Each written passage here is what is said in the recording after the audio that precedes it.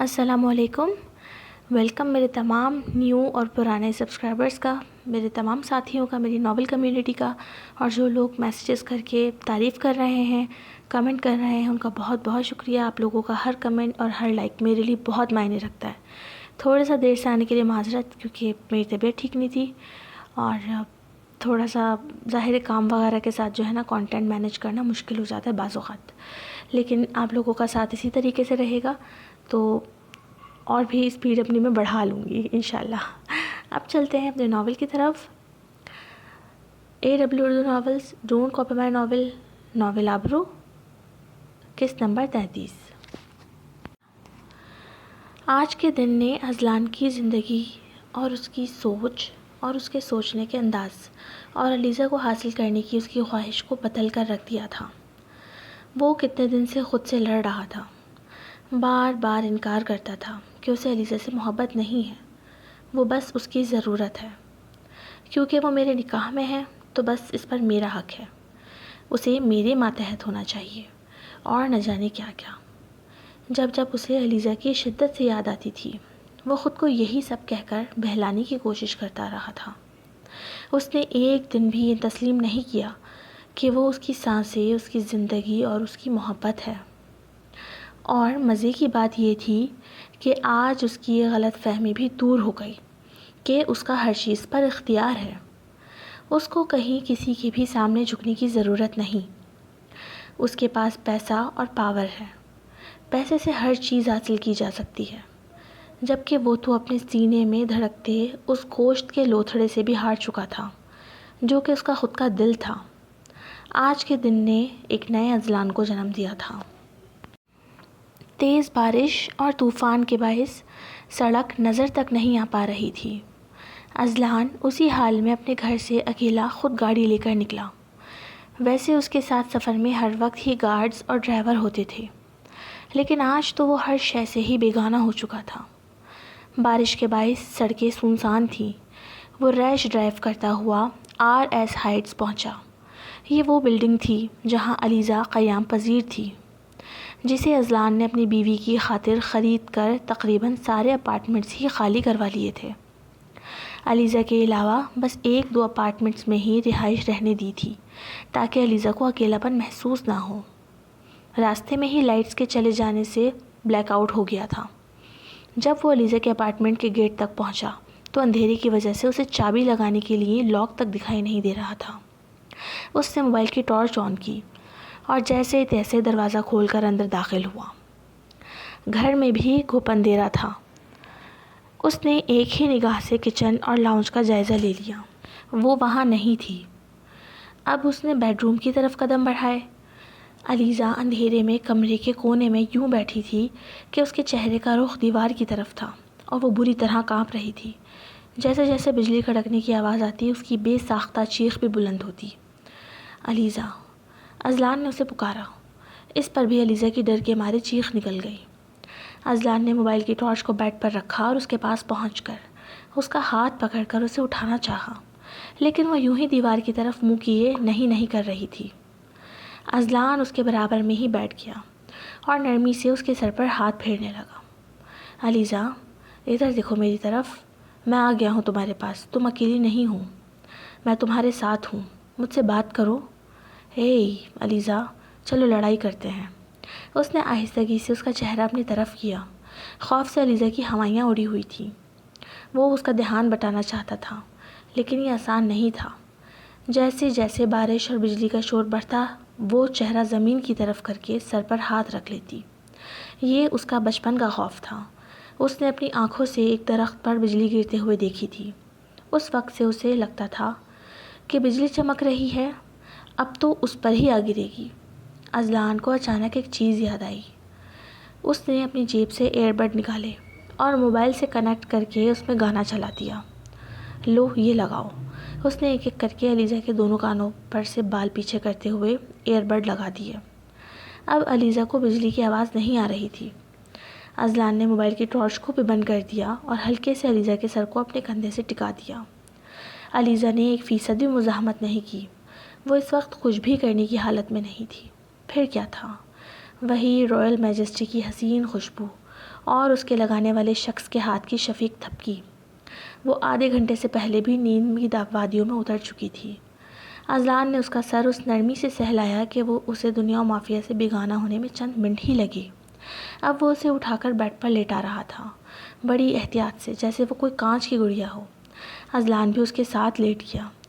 آج کئی مہینوں بعد اسے اپنی دشمن از دشمن جاں بی بی کا پہلو نصیب ہوا تھا۔ اس نے علیزہ کے چہرے کو چھونے کے لیے ہاتھ بڑھایا، لیکن پھر اس نے اپنا ارادہ ترک کر دیا۔ اگر اٹھ گئی تو بلا وجہ واویلا کرے گی، اسے خیال آیا۔ ساری رات تیز بارش برستی رہی اور اذلان یوں ہی اسے نہارتا رہا۔ 4 بجے کے آس پاس لائٹ واپس آئی، کمرے میں پنکھا اور لائٹس آن ہو گئے۔ اس نے اٹھ کر سوئچ ڈھونڈنا چاہا تاکہ لائٹس بند کر سکے، لیکن اس کی نظر اپنی بیوی کے معصوم چہرے پر پڑی تو وہ وہیں ٹھہر گیا۔ سوتے ہوئے کتنی معصوم لگ رہی ہے، یہی اگر جاگ رہی ہوتی تو کاٹ کھانے کو دوڑتی، وہ سوچ رہا تھا کہ بے ساختہ ہی مسکراہٹ اس کے لبوں پر آئی۔ وہ ٹکٹکی باندھے اسے دیکھ رہا تھا، یہاں تک کہ اس کے صبر کا پیمانہ لبریز ہو گیا اور وہ آہستگی سے اس کے چہرے پر جھکا۔ اذلان کے ماتھے سے جھولتی لٹ نے اس سے پہلے ہی علیزہ کے چہرے پر جھک کر گستاخی شروع کر دی تھی، اور پھر آج جیسے طویل مسافت کے بعد اذلان کو اس کے لبوں سے آب حیات نصیب ہوا۔ ایک خوبصورت ہیزل براؤن کلر کی آنکھوں والا بچہ اپنی ماں کے ساتھ پھولوں کے باغ میں بیٹھا تھا۔ علیزہ وہیں دور سے کھڑی اسے دیکھ رہی تھی۔ اتنے میں اس کا باپ بھی وہاں آ گیا۔ وہ بچہ باپ کو دیکھتے ہی خوشی سے گول گول گھومنے لگا۔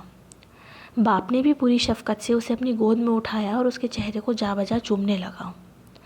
بچہ اپنے باپ کے ساتھ کھیلنے میں مصروف تھا کہ اس کی ماں وہاں سے جانے لگی، یہاں تک کہ دونوں باپ بیٹے اکیلے رہ گئے اور اس کی ماں وہاں سے کہیں دور چلی گئی۔ نہیں، رک جاؤ، مت جاؤ، اپنے بچے کو چھوڑ کر مت جاؤ۔ علیزہ ہڑبڑا کر نیند سے بیدار ہوئی۔ مت جاؤ، مت جاؤ، اس نے خود کو کہتے سنا۔ اسے پسینے آ رہے تھے۔ کچھ لمحے لگے اسے حواس بحال کرنے میں، پھر اس نے الارم بند کر دیا جس کی آواز سے وہ خواب ٹوٹا تھا۔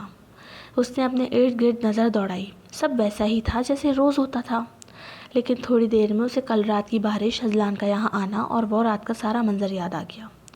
اذلان کو کمرے میں نہ پا کر اس نے شکر کا کلمہ پڑھا۔ اچھا ہے چلے گئے، میرے سر پہ سے بلا ٹلی۔ اف، کتنا لمبا سو گئی میں، نماز بھی چھوٹ گئی۔ گھڑی 7 بجا رہی تھی۔ وہ خود کو کوستی ہوئی اٹھی، کپڑے نکالے اور نہانے باتھ روم میں گھس گئی۔ اسے آفس سے دیر ہو رہی تھی۔ مہرون کلر کی فراک پہنے، ویسی ہی رنگ کی لپسٹک لگائے، گیلے بالوں کا ہاف کیچر کیے، وہ تیزی سے کمرے سے نکلے اور کچن کی طرف قدم بڑھائے تاکہ اپنے لیے چائے بنا سکے، لیکن اس کے قدم ایک دم تھمے۔ کچن کے ٹاپ پر انڈوں سے بھری ٹوکری موجود تھی، ہو نہ ہو کم از کم اس میں 4 درجن انڈے تو ہوں گے ہی، اور بڑے بڑے بریڈ کے پیکٹس اور دودھ، مکھن، مارجرین، جیم، ساسیجز، ہیم، دیسی اور انگلش ناشتوں کا ڈھیر رکھا ہوا تھا۔ علیزہ نے اس سامان کو دیکھا جو اگر اکیلے اسے کوئی کھانے کا کہے تو وہ کم از کم 4 مہینے تک اسے آرام سے استعمال کر سکتی تھی۔ ابھی وہ حیرانی سے دیکھ ہی رہی تھی کہ اذلان کی آواز اس کے کانوں میں گونجی۔ گڈ مارننگ مائی لیڈی، بہت بھوک لگی ہے مجھے، ذرا مجھے فرینچ ٹوسٹ بنا دو۔ میں نے کبھی زندگی میں گروسری نہیں خریدی، تو آج جیسا سمجھ آیا ویسا ہی لے لیا۔ دیکھ کر بتاؤ اگر کچھ کم ہے تو۔ علیزہ کا تو اسے دیکھتے ہی منہ بن گیا۔ یار دیکھو، یہ اینگری لکس بعد میں دے دینا، ابھی بنا دو، بہت بھوک لگی ہے مجھے۔ رات کو اتنی محنت لگی ہے میری کہ بس۔ شرارتی مسکراہٹ اذلان کے چہرے پر رقصاں تھی۔ بنا دیتی ہوں تاکہ یہ کھا کر جائیں یہاں سے، اس نے سوچا۔ علیزہ نے گہری سانس بھری اور کچن کا رخ کیا۔ اسے یاد تھا اذلان نے کس طرح اس کو رات کو سنبھالا تھا، اسی لیے وہ اس کے لیے ناشتہ بنانے کھڑی ہو گئی تاکہ اس کے احسان کا بدلہ چکا سکے، جبکہ اذلان وہیں کاؤنٹر کے پاس کھڑا موبائل میں نیوز لگا کر دیکھ رہا تھا، جس میں اینکر کل رات کی بارش کی تباہ کاریوں کے بارے میں بتا رہی تھی۔ علیزہ نے فرینچ ٹوسٹ اور کافی بنا کر اس کے سامنے رکھ دی۔ اپنے لیے بھی اس نے 2 ٹوسٹ چھوٹے سے لنچ باکس میں رکھے اور صرف چائے کا کپ لے کر کمرے میں آ کر بیٹھ گئی۔ وہ ناشتے میں مصروف ہو گیا۔ آج زمانے بعد اسے علیزہ کے ہاتھ کی اسپیشل کافی نصیب ہوئی تھی۔ رکو علیزہ، باہر بہت پانی جمع ہے، گند بھی بہت ہو رہی ہے، میں چھوڑ دوں گا تمہیں آفس تک۔ علیزہ کافی دیر تک اندر بیٹھی رہی۔ اس نے سوچا کہ اب تک تو وہ چلا گیا ہوگا، لیکن بھائی اذلان بھی ڈیٹو کی طرح باہر لاؤنج میں بیٹھا رہا۔ اس نے علیزہ کو چادر اوڑھے باہر نکلتے دیکھ کر کہا۔ ضرورت نہیں، وہ 2 لفظ بول کر باہر نکل گئی۔ باہر کا حال واقعی بہت خراب تھا، پیدل چلنے کی کوئی جگہ موجود نہیں تھی۔ وہ فٹ پاتھ کے پاس کھڑی کسی ٹرانسپورٹ کا انتظار کرنے لگی۔ کافی دیر کھڑے رہنے کے باوجود بھی کوئی ٹیکسی رکشہ نہیں آیا۔ ایک کالی گاڑی اس کے قریب آ رکی اور فرنٹ سیٹ کا دروازہ اس کے سامنے کھل گیا۔ بیٹھ جاؤ، پبلک ٹرانسپورٹ کی ہڑتال ہے آج، کوئی نہیں آئے گا، اذلان نے اسے کہا۔ وہ جو اب تھک کر واپس گھر جانے کا سوچ رہی تھی، کچھ سوچ کر گاڑی میں بیٹھ گئی۔ اب دونوں خاموشی سے سفر کر رہے تھے۔ ہیلو، السلام علیکم۔ علیزہ کا فون بجا۔ اس کی والدہ کی کال تھی، وہ بھی ویڈیو کال۔ کہاں جا رہی ہو بیٹا صبح ہی صبح؟ مما چیک اپ کے لیے جا رہی ہوں، آج میری ڈاکٹر سے اپوائنٹمنٹ تھی۔ اذلان نے نگاہ آڑی کر کے اسے دیکھا جو بالکل صفائی سے جھوٹ بول رہی تھی۔ اچھا اذلان بیٹا ٹھیک ہے، بات کراؤ میری ذرا۔ موبائل کے اسپیکر سے آتی شائستہ بیگم کی آواز کو اذلان نے بخوبی سنا تھا۔ مما وہ مصروف ہیں، علیزہ نے خود ہی انہیں ٹالنا چاہا۔ السلام علیکم، کیسی ہیں آپ؟ اسی اثنا میں اذلان نے اس کے ہاتھ سے فون لے کر شائستہ بیگم سے بات شروع کر دی، ساتھ ساتھ گاڑی چلا رہا تھا۔ علیزہ تیز نگاہوں سے اسے دیکھ رہی تھی، جو مزے سے کل کی بارش پر اس کی والدہ کے ساتھ تبصرے کر رہا تھا۔ ابھی شاید وہ اور باتیں کرتے، لیکن علیزہ نے اذلان کے ہاتھ سے موبائل لے لیا۔ مما ہاسپٹل آ گیا ہے، بعد میں بات ہوتی ہے پھر، اللہ حافظ۔ اس نے اپنی کہہ کر فون کاٹ دیا۔ ہاں ہاں ہاں ہاں ہاں ہاسپٹل، اذلان نے دل میں کہا، کیونکہ اگر علیزہ کو وہ یہ بول کر اب چھیڑتا تو شاید وہ چلتی گاڑی سے ہی کود جاتی۔ علیزہ کی یہ تھوڑی سی نرمی بھی اذلان کے لیے کسی نعمت سے کم نہیں تھی۔ اس نے اسے آفس کی بلڈنگ کے سامنے اتارا اور جب تک وہ اندر نہیں چلی گئی وہ باہر کھڑا ہو کر اسے دیکھتا رہا۔ 11 بج رہے تھے۔ حسن انڈسٹریز کے میٹنگ روم میں پروجیکٹ کی کچھ لاسٹ ڈیٹیلز ڈسکس ہو رہی تھی۔ اذلان کریم اور مہرون کلر کے 3 پیس آفس ویئر میں ملبوس سربراہی کرسی پر بیٹھا اپنا کام پوری دلجوئی سے کر رہا تھا۔ علیزہ کو دیکھنے کا کام، یعنی وہ کرسی پر ایک اسٹائل سے آڑا ہو کر بیٹھا اپنی عادت کے مطابق ہونٹوں پر ہاتھ رکھے مسلسل بس اپنی بیگم کو تاڑ رہا تھا۔ 2 منٹ رکو، اس نے ایک دم ہی پریزنٹیشن روک دی۔ سب اسے حیرانی سے دیکھنے لگے، علیزہ بھی۔ اب کیا ہو گیا؟ حسن صاحب کی تو جان لبوں پر آئی تھی۔ ناشتہ کر لیا تم نے؟ ہاں، اذلان نے علیزہ سے تفتیشی لہجے میں پوچھا۔ آپ سے مطلب، علیزہ نے دو بدو جواب دیا۔ اذلان نے فوراً حسن کی طرف دیکھا۔ علیزہ بیٹے ایسے نہیں بولتے، جو وہ پوچھ رہے ہیں جواب دو سر کو۔ علیزہ منہ کھولے حسن صاحب کو دیکھنے لگی۔ کیا یہ بڈھا اذلان کے ساتھ کام کرنے کے لیے اتنا دیوانہ ہو گیا ہے کہ بغیر سوچے سمجھے کچھ بھی بول رہا ہے؟ جی نہیں سر، مجھے بھوک محسوس نہیں ہو رہی، ایک لفظ علیزہ نے چبا چبا کر بولا۔ Okay then, I am tired, meeting is now over. Azlan meeting کو کینسل کر کے کھڑا ہو گیا، جبکہ اس پریزنٹیشن کے بعد حسن انڈسٹریز کو اذلان کی طرف سے بڑی فنڈنگ ملنے والی تھی۔ وہ، حسن اور شہریار باہر نکلے اور حسن صاحب کے آفس میں جا کر بیٹھ گئے۔ تھوڑی دیر بعد حسن صاحب علیزہ کی ٹیبل پر تھے۔ ہر کوئی علیزہ کو فنڈز کے رکنے کی وجہ ٹھہرا رہا تھا۔ اذلان صاحب کو ذرا ہر بات کا جواب عزت سے دیا کرو، آج مجھے ہر حال میں یہ فنڈ انصاری انڈسٹریز سے چاہیے، وہ میرے آفس میں ہیں، جاؤ جا کر معافی مانگو یا کچھ بھی کرو، انہیں فنڈز کے لیے راضی کرو۔ علیزہ کا میٹر گھوم گیا۔ وہ غصے میں اذلان کو سنانے کھڑی ہوئی، لیکن پھر اسے احساس ہوا کہ وہ واقعی بھوکی تھی۔ اس نے اپنا ٹفن کھولا اور اپنا لنچ کھانے لگی۔ اتنے میں اذلان بھی اس کی ٹیبل کے قریب آ کھڑا ہوا۔ اسے اندازہ ہی نہیں ہوا کہ وہ کب وہاں آ کھڑا ہوا ہے۔ گڈ گرل، وہ کہہ کر رکا نہیں۔ پھر تھوڑی دیر بعد ہی آفس میں مٹھائی بٹ رہی تھی کہ اذلان صاحب نے سارے فنڈز اپروو کر دیے۔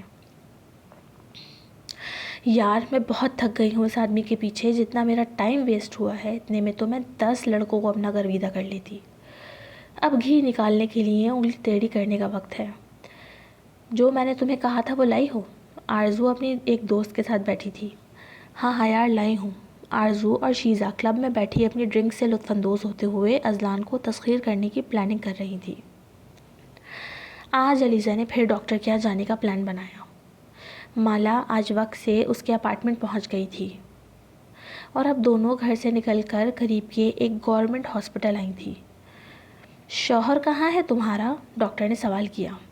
وہ ایک ادھیڑ عمر ڈاکٹر تھی جو وہاں موجود ہر شخص کو چشمے کے پیچھے سے یوں دیکھ رہی تھی کہ جیسے ابھی کچا چبا جائیں گی۔ وہ ملک میں نہیں ہیں، دبئی گئے ہوئے ہیں۔ کیا مطلب؟ شوہر دبئی گیا ہوا ہے اور تم یہاں مفت کے چکر میں گورنمنٹ ہاسپٹل میں آ کر بیٹھ گئی ہو؟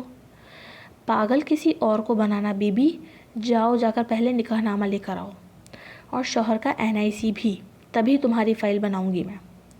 علیزہ حیرانی سے ڈاکٹر کو سن رہی تھی۔ آپ کہنا کیا چاہتی ہیں؟ میں کوئی خراب عورت ہوں جو بغیر شادی کے بچے پیدا کر رہی ہے؟ علیزہ غم و غصے سے بولی۔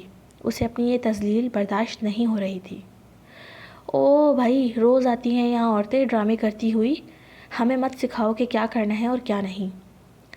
پر وہ دبئی گئے ہوئے ہیں، میں کیسے لاؤں ان کا NIC؟ لو، آ گیا میں دبئی سے۔ اذلان کی یہ بھاری مردانہ آواز نے سب کو اپنی طرف متوجہ کیا۔ اذلان کے گارڈ نے دروازہ کھولا اور وہ ڈاکٹر کے کیبن میں داخل ہوا۔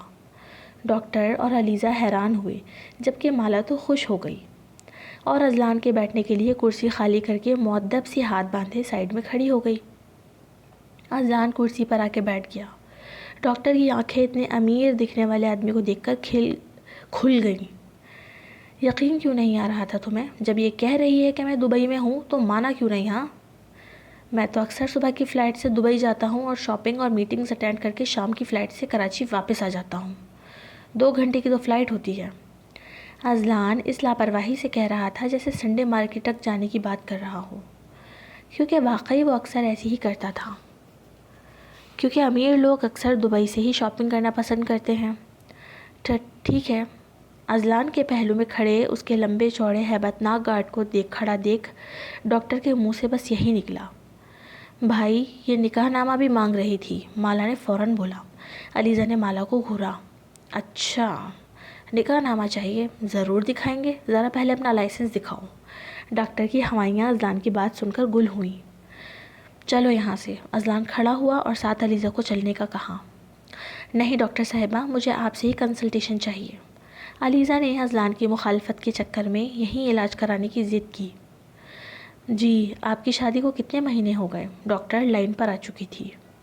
علیزہ سوچ ہی رہی تھی کہ کس تاریخ کو ہوا تھا اس کے ساتھ یہ حادثہ کہ اذلان بول پڑا۔ 15 فروری۔ 5 مہینے 15 دن ہو گئے ہیں شادی کو ہوئے۔ اذلان نے اتنا حساب رکھا ہوا ہوگا، اسے اندازہ نہیں تھا۔ علیزہ حیران ہوئی اور ڈاکٹر مسکرا دی۔ پھر چند سوالات اور چیک اپ کے بعد اس نے علیزہ کو بتایا کہ اس کا 5واں مہینہ آج شروع ہو اذلان چکا کی ہے۔ خوشی کا کوئی ٹھکانہ نہیں تھا۔ اس نے خوشی میں خوب خیرات اور صدقے دیے۔ اب بس وہ جلد از جلد کچھ بھی کر کے علیزہ کو منا کر گھر واپس لانا چاہتا تھا۔ رات اپنے بستر پر لیٹی وہ مسلسل پچھلی رات آئے اس خواب کے بارے میں سوچ رہی تھی، کیونکہ وہ عورت جو اپنے بچے کو چھوڑ کر جا رہی تھی وہ اور کوئی نہیں علیزہ خود تھی، اور باپ اذلان۔ لیکن منظر کچھ یوں تھا، علیزہ اپنے آپ کو ہی جاتا ہوا دیکھ رہی تھی۔ اس خواب نے اسے بہت بے چین کر دیا تھا۔ وہاں اذلان بھی ساری رات ترکیبیں سوچتا رہا کہ کس طرح اب علیزہ سے اپنے کیے کی معافی مانگے اور اسے گھر واپس لائے۔ ایپیسوڈ پسند آنے کی صورت میں لائک ضرور کریں، کمنٹ کر کے اپنی رائے کا اظہار کریں۔ میں آپ لوگوں کے کمنٹس اور آپ کے لائکس کا بہت انتظار کرتی ہوں۔ پھر ملتے ہیں نئی ایپیسوڈ میں۔ اللہ حافظ، بہت شکریہ